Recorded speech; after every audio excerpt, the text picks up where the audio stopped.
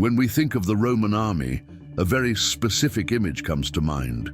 The legion, endless, unstoppable lines of identical soldiers marching in perfect step, their iconic rectangular shields forming an impenetrable wall. We picture them as a relentless human steamroller, crushing barbarian hordes and conquering kingdoms through sheer numbers and iron discipline. It's an image of brute force, of overwhelming power that simply ground its enemies into dust. And while discipline and numbers were certainly part of the equation, this image doesn't even begin to tell the real story. To believe that Rome conquered the known world simply by being bigger and tougher is to miss the revolutionary genius that truly set its military apart. The Roman war machine was not just stronger, it was smarter. It was more adaptable, more innovative, and more organized than anything that had come before it. Rome's greatest weapon wasn't just the sword or the gladius. It was the mind of the general, the shovel of the engineer, and the pen of the quartermaster. This was an army that could win a war before a single battle was fought. An army where every single soldier was also a trained engineer, capable of building a fortified city in a matter of hours at the end of a long day's march. It was an army that understood the psychology of terror and discipline better than anyone, and whose logistical mastery could keep tens of thousands of men supplied and fighting in hostile territory for years on end. So, in this video, we're going to deconstruct the art of Roman warfare. We will move beyond the battlefield and explore the core strategies that changed history. We'll dissect the flexible three-lined legion that could defeat the supposedly invincible Greek phalanx. We'll uncover how Roman engineering built roads to victory and fortresses that choked the life out of their enemies. And we'll explore the logistical and psychological pillars that held the entire incredible structure up. This is the story of how a small city-state didn't just win wars, it perfected the very science of waging them. To understand Roman strategy, we have to start with the legion itself. The genius of the Roman army wasn't just its discipline, but its revolutionary structure, born out of brutal lessons learned fighting its most formidable early rival, the Greek phalanx. The phalanx was a dense, monolithic block of soldiers, shoulder to shoulder, with long spears projecting outwards. Head-on flat ground, it was a terrifying and almost unbeatable wall of death. But it had a fatal flaw. It was rigid.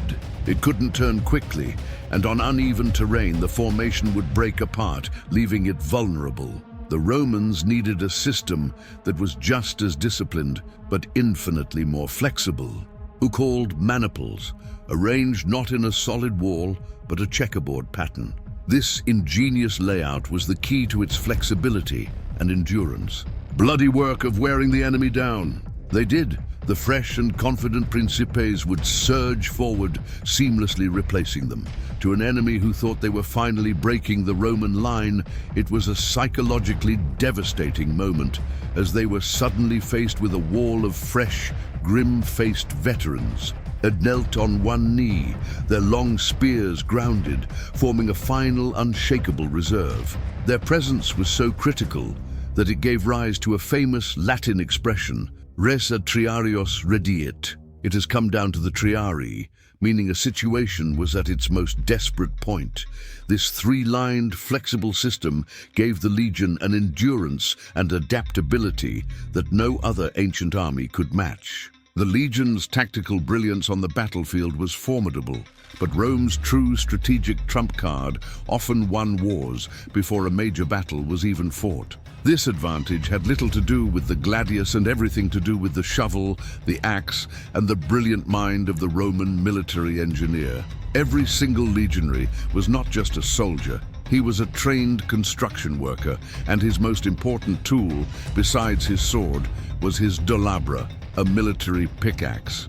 This unique skill set was most famously displayed in one of the Roman army's most defining habits, the construction of the marching camp, or castra. At the end of every single day's march, no matter how deep in hostile territory or how exhausted the troops were, The entire legion would systematically construct a fully fortified camp from scratch. The process was a marvel of efficiency.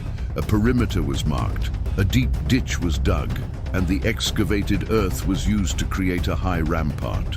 This wall was then topped with a palisade of sharpened stakes, which each soldier carried as part of his personal gear. In a matter of hours, an impregnable fortress would rise from the wilderness, complete with a perfect grid of streets and designated areas for tents. This practice made the legions immune to surprise night attacks, a favorite tactic of their enemies, and allowed them to rest in complete security, projecting an aura of untouchable discipline that demoralized anyone who watched them. This mastery over the landscape extended to their famous roads. We think of them as arteries for trade, but they were built for the military.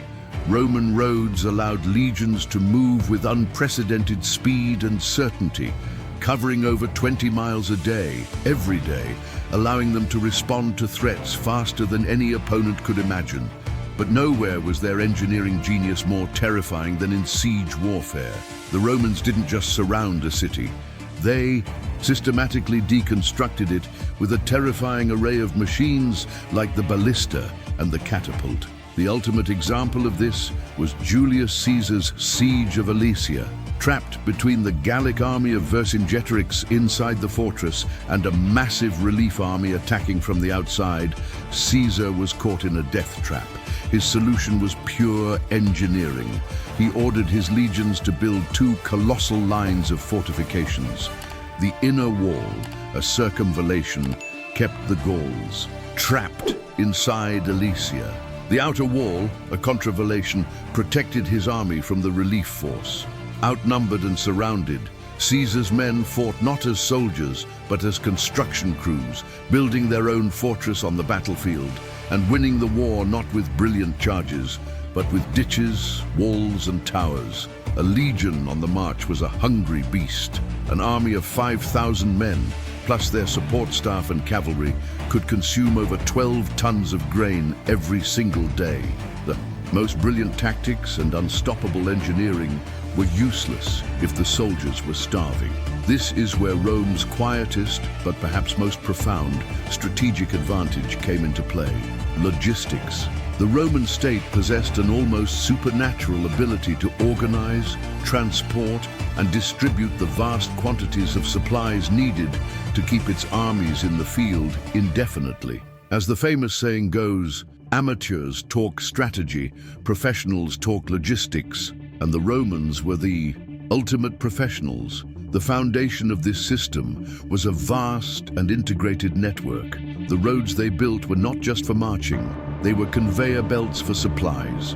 Long convoys of wagons, each pulled by mules, would trundle along these paved highways, carrying everything from grain and wine to replacement weapons and armor. When roads weren't an option, they mastered sea and river transport, using fleets of cargo ships to move massive quantities of food from the breadbaskets of the empire, like Egypt and Sicily, to wherever the legions were fighting.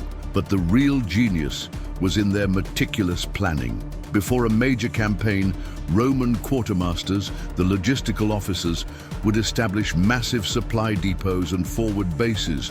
They would spend months, sometimes years, stockpiling food, fodder for the animals and equipment. This meant that when a general like Caesar launched an invasion, he wasn't just living off the land, he was tethered to a pre-planned, robust supply chain that could sustain his army for the long haul. This allowed Roman armies to operate deep within enemy territory for extended periods, methodically wearing down opponents who were forced to rely on seasonal farming and whatever they could forage. Furthermore, each legion was a self-contained logistical unit. It had its own baggage train, a long column of mules carrying not just tents and stakes, but also portable grain mills for making flour, blacksmithing tools for repairing equipment, and a host of other essential supplies. This made each legion remarkably resilient. While they depended on the larger supply chain, they had enough organic capability to survive on their own for short periods, giving them a level of operational independence that was unheard of in the ancient world.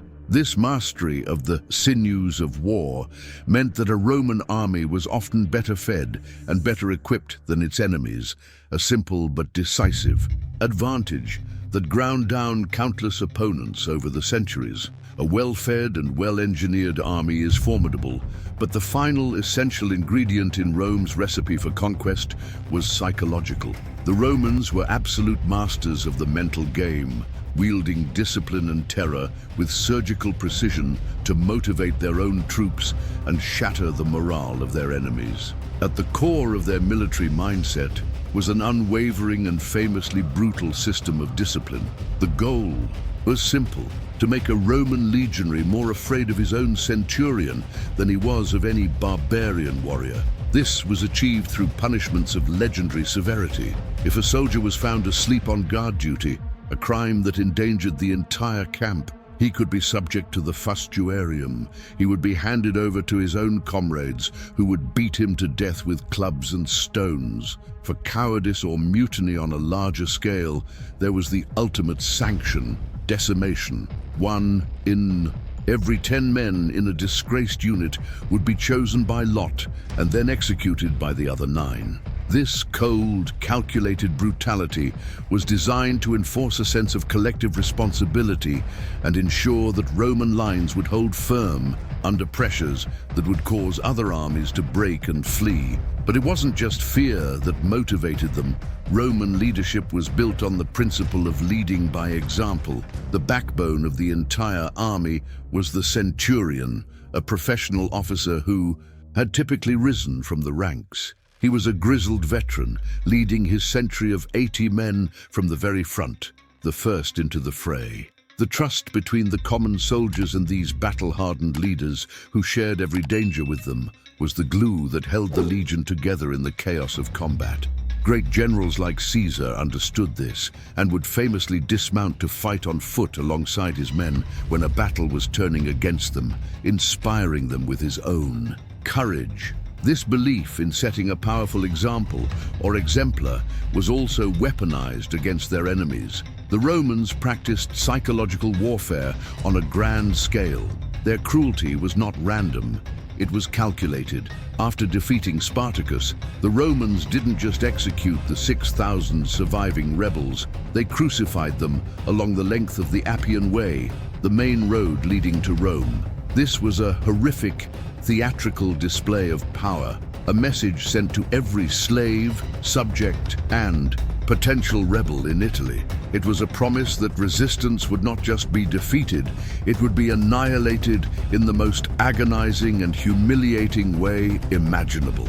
This was warfare that targeted not just the enemy's body, but his will to fight. So, the Roman war machine was far more than a simple steamroller of men. It was a sophisticated, multi-layered system of conquest where every element worked in deadly harmony.